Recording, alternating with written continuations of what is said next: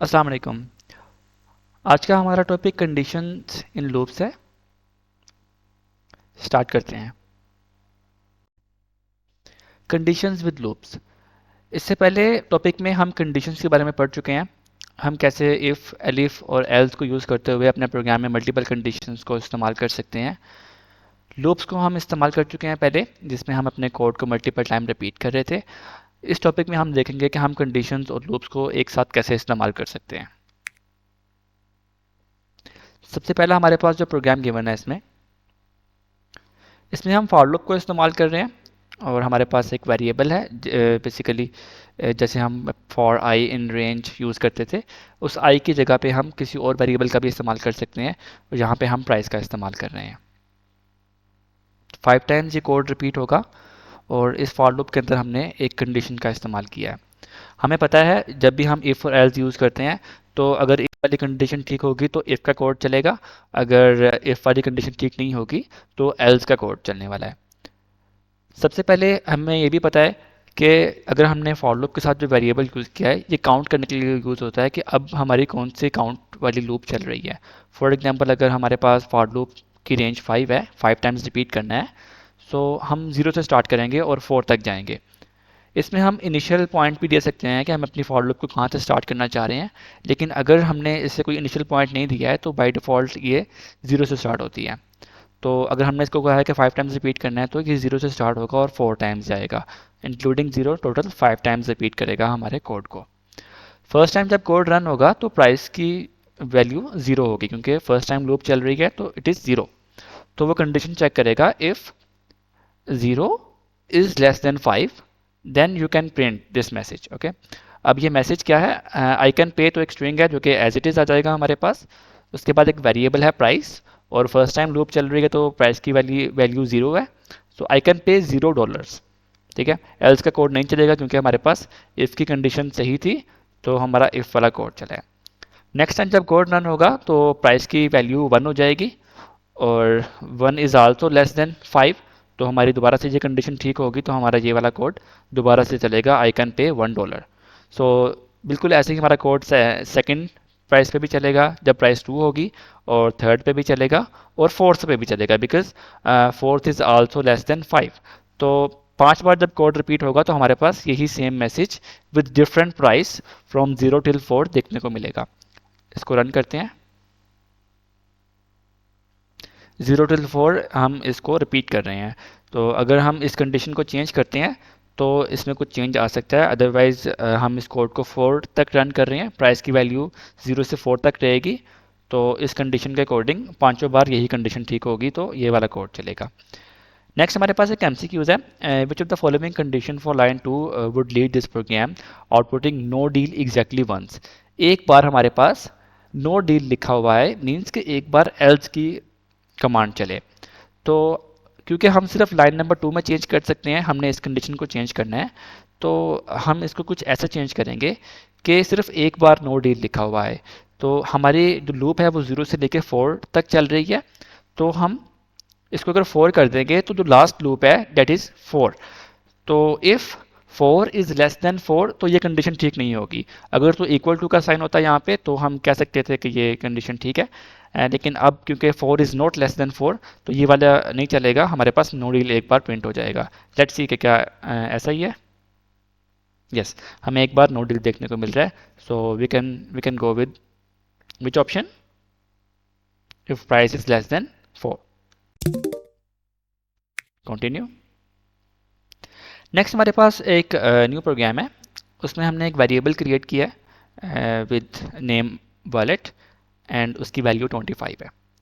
एक for loop use कर रहे हैं, सेम जैसे हमने ऊपर यूज़ किया है। फॉर लूप को काउंट करने के लिए वेरिएबल का नेम प्राइस है और वो भी 5 टाइम्स रिपीट होगा, मीन्स 0 से लेके 4 तक बारी बारी रिपीट होगा। उसके बाद ये स्पेसिंग बहुत ज़रूरी है, मैंने आपको बताया था सेशंस में भी कि इंडेंटेशन के लिए हमें फॉर लूप के बाद स्पेस प्रोवाइड करनी पड़ती है नेक्स्ट लाइन पे जाने से पहले। उसके बाद हमारे पास एक इफ़ कंडीशन है, और इफ़ कंडीशन जब अप्लाई कर रहे हैं कि if the value of price is less than 10, अगर तो वो 10 से कम है तो हम वैलिड वेरिएबल की वैल्यू को अपडेट कर रहे हैं। कैसे अपडेट कर रहे हैं कि जो प्रीवियस वैल्यू है उसमें से माइनस अभी जो लूप चल रही है उसकी वैल्यू। इन दोनों को माइनस करेंगे तो वॉलेट की हम प्राइस को अपडेट कर देंगे। इसमें एक और चीज़ का आपने ध्यान रखना है कि फॉर लूप के बाद जब हम नेक्स्ट लाइन पे जाते हैं तो उसमें हम स्पेसिंग प्रोवाइड करते हैं, सेम इफ़ पे भी अप्लाई होता है। इफ़ के बाद भी जब नेक्स्ट लाइन पे जाएंगे तो आपको ये स्पेसिंग मैनेज करनी पड़ेगी, अदरवाइज हमें एरर देखने को मिलेगा। ओके, अब इस कोड में जितनी बार ये कंडीशन ठीक होगी इफ़ की, उतनी बार हमारे के 2 लाइन्स ऑफ कोड एग्जीक्यूट होगा। तो जब हमारी ये लूप एंड हो जाएगी उसके बाद ये वाली लाइन लूप से बाहर है तो ये एक बार प्रिंट होगी। चलें इस कोड को लाइन बाय लाइन एग्जीक्यूट करते हैं, फिर देखते हैं कि हमें हमें क्या आउटपुट मिलता है फाइनली। तो जब पहली बार लूप चलेगी तो प्राइस की वैल्यू 0 होगी। If 0 is less than 10 then wallet की प्राइस को अपडेट करना है। वॉलेट की प्राइस जो कि 25 है, 25 माइनस, और पहली बार लूप चल रहा है तो प्राइस की वैल्यू 0 होगी। 25 माइनस 0, तो it will be 25 same. So it will print now I have $25। जब नेक्स्ट टाइम लूप चलेगा it is going to be, price की वैल्यू 1 हो जाएगी। Then if 1 is less than 10, yes 1 is less than 10 means condition ठीक है, तो हम wallet की प्राइस को दोबारा अपडेट करेंगे। 25 minus 1, it will B 24। It will print now I have $24। Next, उसके बाद जब थर्ड टाइम लूप चलेगा इट विल बी प्राइस की value 2। If 2 is less than 10 it is going to be less than, okay, 2 is less than 10, it is true। so wallet की price दोबारा से update करेंगे। 2 24 हो गई थी लास्ट टाइम वैल्यू, जब हमने 1 माइनस किया था तो वॉलेट की प्राइस अपडेट हो गई थी।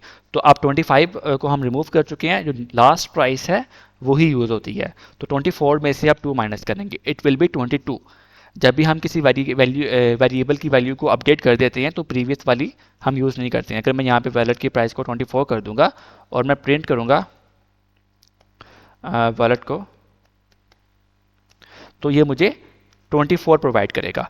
इंस्टेड 25 अब यूज़ नहीं होगा। ऐसे ही जब हमने इसको फर्स्ट टाइम लूप में जब प्राइस 1 थी और हमने 25 माइनस 1 किया था और 24 हो गई थी, तो अब हम नेक्स्ट टाइम 24 में से -2 करेंगे जब हम थर्ड टाइम लूप चलाएंगे। तो 24 माइनस 2 इट विल बी 22। तो ऐसे ही ये कोड 5 टाइम्स रिपीट होगा और प्राइस 4 तक जाएगी। तो तब तक देखते हैं कि हमारे पास फाइनल आउटपुट क्या आता है। देखें, जब पहली बार कोड चला तो 25 था, फिर 24, उसमें से 2 माइनस हुआ तो ये, नेक्स्ट टाइम 3 माइनस होगा तो 19, फिर 4 माइनस होगा तो 15। तो ऐसे हमने कोड को 5 टाइम्स रन किया, और 5 टाइम्स रन होने के बाद जो हमारी लास्ट वॉलेट की प्राइस थी वो 15 थी। तो जब ये लास्ट लाइन एग्जीक्यूट हुई तो तब तक हमारी जो प्राइस थी वॉलेट की वो यहाँ पे उसने दोबारा से प्रिंट कर दी, क्योंकि जो लास्ट वैल्यू होती है वेरिएबल की वही यूज़ होती है, ये मैं आपको पहले भी बता चुका हूँ। आई होप ये क्लियर होगा आप लोगों को। Let's move forward. एक क्वेश्चन है, what should the condition on line number 4 be changed to so that wallet can not be decrease below 1। देखिए, अगर मैं इसी लूप को 10 टाइम्स रन करता हूँ, यू कैन सी कि पहले हमने 5 टाइम्स किया था, 2 3 4 5, तो वो 15 तक आया था। उसके बाद मैं दोबारा से उसको माइनस करूँगा नेक्स्ट प्राइस की वैल्यू से, तो वो 10 हो जाएगा। 5 माइनस करूँगा, फिर 6 करूँगा तो 4 हो जाएगा। अब 4 में से 7 माइनस कर रहा हूँ तो वो माइनस में जा रही है। तो द क्वेश्चन इज़, ऐसा हम क्या करें कि वो 1 से नीचे ना जाए प्राइस को। तो हम एक कंडीशन चेंज कर सकते हैं इसमें, एंड दैट कंडीशन इज़, देखें अगर मेरे वॉलेट में पैसे, अगर मैं कोई चीज़ बाय कर रहा हूँ जिसकी प्राइस 5 है और मेरे वॉलेट में 4 रुपीज़ हैं, तो मैं कंडीशन लगाऊंगा कि if wallet is greater than price, अगर वॉलेट में अवेलेबल अमाउंट प्राइस से ज़्यादा है जो आपने पे करनी है तो ही उसको माइनस करो, अदरवाइज स्टॉप कर देंगे हम, ठीक है। सो लेट्स सी के हाउ इट विल वर्क। अगर मैं इसको 10 टाइम्स रिपीट कर रहा था तो ये -20 तक जा रहा था, तो अब ये माइनस में नहीं जाएगा, क्योंकि अगर वॉलेट में इतनी अमाउंट होगी जितनी हमने माइनस करनी है उससे ज़्यादा होंगे तो ही वो उस कंडीशन को रन करेगा। यू कैन सी कि 4 तक ये कोड चला है, जबकि लूप 10 टाइम्स थी, तो लूप उसके बाद चल रही है लेकिन वो कंडीशन सेटिस्फाई नहीं हो रही कि क्योंकि उसके बाद हमारे पास वॉलेट में 4 रुपीज़ हैं लेकिन हमें माइनस जो करने हैं डेट इज़ मोर देन 4। तो 4 से ज़्यादा है तो वो हम माइनस करेंगे तो नेगेटिव में जाएंगे, तो ये कंडीशन उसको सेटिस्फाई नहीं होने देगी, तो हमारा ये कोड उसके बाद नहीं चलेगा। तो ये 4 तक ही चलेगा। इसके बाद हमें माइनस करने हैं आई थिंक 7, तो विच इज़ नॉट, वॉलेट में भी अभी अवेलेबल अमाउंट है 4, और हम price is 7, so 4 is not greater than 7, तो ये वाली कंडीशन नहीं चलेगी। ओके, सो ऐसे हम बचा सकते हैं अपने वॉलेट के अंदर नेगेटिव अमाउंट से बचने के लिए हम इस कंडीशन का इस्तेमाल कर सकते हैं। So we can use if wallet is greater than price then run this code.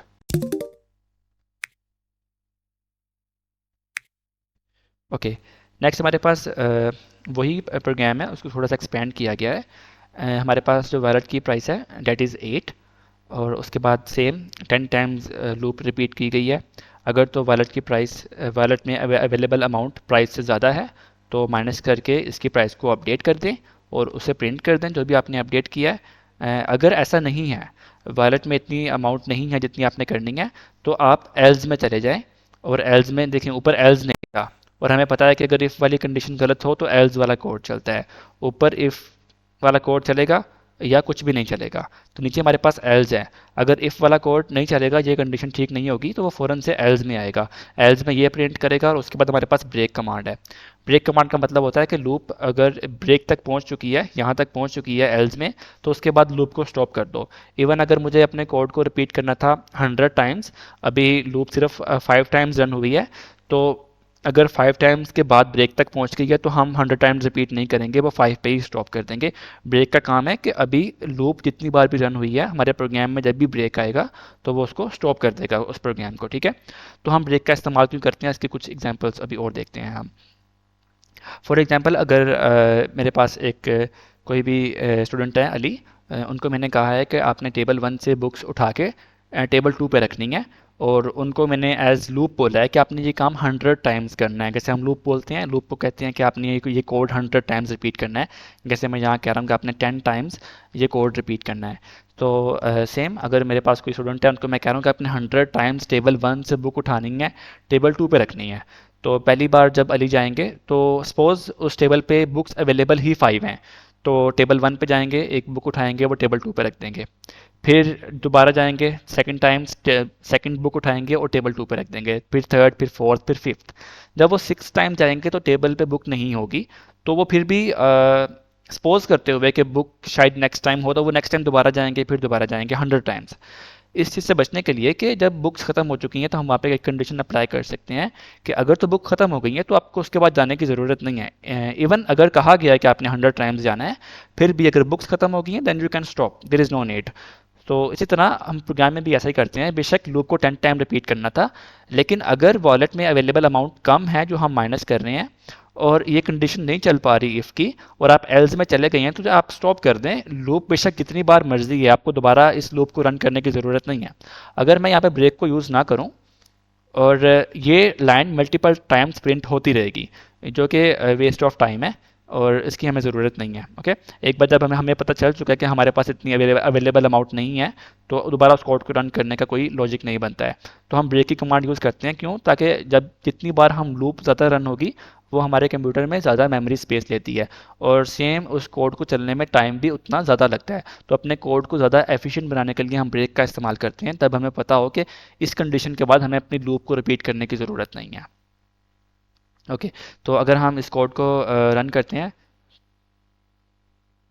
You can see कि हमारे पास ये पहली बार चला तो 8 थे, फिर 1 माइनस हुआ, फिर 2 माइनस हुआ, उसमें से फिर 3 माइनस हुआ लूप के अकॉर्डिंग। यहाँ पे 3 माइनस हुआ, फिर अब 2 रह गया। अब इसमें से हम 4 माइनस नहीं कर सकते, क्यों? 2 में से हम 4 माइनस करेंगे तो वो नेगेटिव में जाएगा, और ये कंडीशन हमें रोक रही है कि हम नेगेटिव में ना जाएं। और फिफ्थ टाइम जब कोड रन हुआ तो वो एल्स में चला गया और उसने उसको ब्रेक कर दिया। तो टोटल 5 टाइम्स ये कोड रन हुआ है। तो नीचे एमसीक्यूज में भी यही पूछा गया कितनी टाइम ये कोड रन होगा। ओके, एक और प्रोग्राम है जिसमें वही लॉजिक यूज़ हो रहा है, उसको कुछ एक्सपेंड किया गया है। दो वेरिएबल्स हैं, वॉलेट 25 के नेम से और सॉक्स 0 के नेम से। वही प्रोग्राम जिसमें हमने 10 टाइम्स उस लूप को रिपीट कर रहे हैं। अगर तो वॉलेट इज़ ग्रेटर देन और equal to price, then wallet की प्राइस को अपडेट करो, प्राइस माइनस कर दो उसमें से। और इस बार हम एक सॉक्स काउंट कर रहे हैं कि सॉक्स का एक वेरिएबल है जो कि 0 से स्टार्ट हो रहा है। जब भी आप उसमें से प्राइस माइनस करो तो सॉक्स के वेरिएबल के अंदर जो प्रीवियस वैल्यू हो सॉक्स की उसमें +1 कर दो। पहले 0 है तो 0 + 1 हो जाएगा। जब नेक्स्ट टाइम कुछ भी वॉलेट में से माइनस करेंगे तो नेक्स्ट टाइम जो होगा वो प्राइस 1 हो जाएगी। तो 1 के बाद जब हम उसमें नेक्स्ट टाइम प्लस करेंगे तो इट विल बी 1 + 1 2 हो जाएगी। और उसके बाद जब नेक्स्ट टाइम ये इफ़ की कंडीशन ठीक होगी और ये कोड चलेगा तो 2 + 1 3 हो जाएगा। मीन्स एवरी टाइम जब भी ये माइनस करेगा तो सॉक्स में +1 कर देगा प्रीवियस वैल्यू में, और वो 1 प्लस होती जाएगी हर बार। तो इन द एंड हमें पता होगा कि हमने कितनी सॉक्स बाय की हैं। अगर ये कंडीशन सही नहीं होती तो एल्स में हम दोबारा ब्रेक कर रहे हैं कि लूप को स्टॉप कर दें। अगर हम इस कोड को ऐसे ही रन करते हैं, वैलेट में जो प्राइस है वो 25 हो, सो यू कैन सी कि ये दो लाइंस तो वैसे ही प्रिंट होंगी लास्ट पे। I have $4। यहाँ पे जब सारी कैलकुलेशंस कर ली, हर बार माइनस करते गए, लास्ट पे जो रिमेनिंग अमाउंट बची वॉलेट के अंदर माइनस करने के बाद, जिसके बाद हम मजीद माइनस करेंगे तो नेगेटिव में जाएंगे, वहाँ पे स्टॉप हुआ। Date was $4। एंड सॉक्स जो उसने काउंट की 7 टाइम्स ये कोड रन हुआ, तो 7 सॉक्स थी, ठीक है। तो इसमें बेसिकली ये काउंट कर रहा है हर बार जब भी ये माइनस कर रहा है तो यहाँ पे एक सॉक्स ऐड कर रहा है। अगर हम थोड़ा सा वापस जाएं, जब हमने 25 वाला ये कोड पहले रन किया था, जो यू कैन सी कि ये कोड 7 टाइम्स पहले भी एग्जीक्यूट हुआ था। तो लूप हमारी 7 पे थी, तो यहाँ पे भी 7 उसने सॉक्स काउंट किए हैं, क्योंकि जब भी वो माइनस कर रहा है हर बार एक सॉक्स में प्लस कर रहा है। तो टोटल 7 सॉक्स होंगी और लास्ट पे 4 बच जाएंगे $8। इसके बाद हम 4 में से 7 को माइनस करेंगे तो नेगेटिव में जाएंगे, तो कोड उसके बाद नहीं चलेगा, एल्स में जाके ब्रेक हो जाएगा। Okay. Next, we have a condition if we want the program to announce whether the socks can be paired up. क्या हम पेयर कर सकते हैं सॉक्स को? ये तो सॉक्स हम लास्ट पे फाइंड कर रहे हैं, इनको देखना है कि हम ये पेयर कर सकते हैं कि नहीं कर सकते। तो इसके लिए बेस्ट सुटेबल मेथड इज़ कि हम चेक करें कि वो इवन है या नहीं है। अगर तो इवन होगी तो डैट मेक सेंस कि हम उनको पेयर कर पाएंगे। तो और चेक करने के लिए कि क्या जो हमारे पास सॉक्स हैं वो इवन हैं या नहीं है, हम कौन सी कंडीशन का इस्तेमाल कर सकते हैं?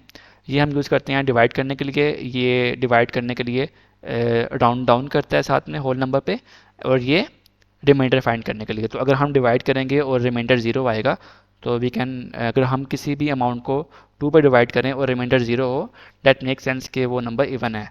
So we can use this percentage sign to find out कि वो इवन है या नहीं है। वही प्रोग्राम को अगर एक्सपेंड कर रहे हैं और वो नीचे पूछ रहे हैं कि कोई कंडीशन ऐसी अप्लाई करें लाइन नंबर 11 में कि आउटपुट में पता चल जाए कि सॉक्स पेयर्ड है या नहीं है, इवन है या नहीं है। तो हम यहाँ पे कंडीशन यूज़ कर सकते हैं कि जो आपका सॉक्स का वेरिएबल है उसमें हम अगर रिमाइंडर लें 2 के साथ, if it is equal to 0, पहले फाइंड करें इसका रिमाइंडर सॉक्स का। सॉक्स फॉर एग्जांपल यहाँ पे 10 है, 10 डिवाइडेड बाय 2, कोई रिमाइंडर अगर तो इसका रिमाइंडर 0 है, देन वी कैन पेयर। अगर वो इवन में है तो ऑब्वियसली, अगर वो इवन में नहीं है तो हम we need 1 more to pair it. तो ऐसे हम कंडीशन अप्लाई कर सकते हैं टू फाइंड आउट कि सॉक्स इवन है या नहीं है। इसमें हम कौन सी कंडीशन अप्लाई करेंगे? Socks percentage 2 double equals to 0। That was it about this class, and I hope this topic is clear. Conditions with loops. Next topic. Okay. Next, you can practice these MCQs, and then we will see the next challenge in the next video. Thank you.